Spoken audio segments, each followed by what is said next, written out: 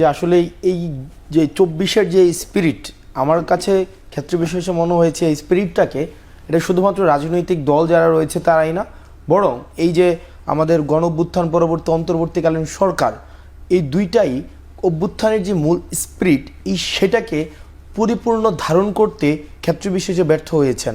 আর শুধুমাত্র একটা ভোটের অধিকারের জন্যই এত এত মানুষ কিন্তু রাস্তায় নেমে আসেনি।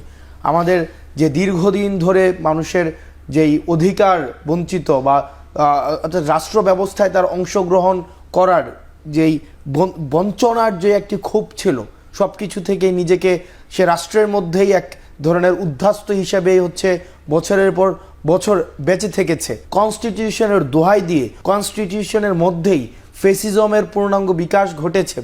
এই পুরো ব্যবস্থার প্রতি কিন্তু মানুষের একটি ক্ষোভ ছিল।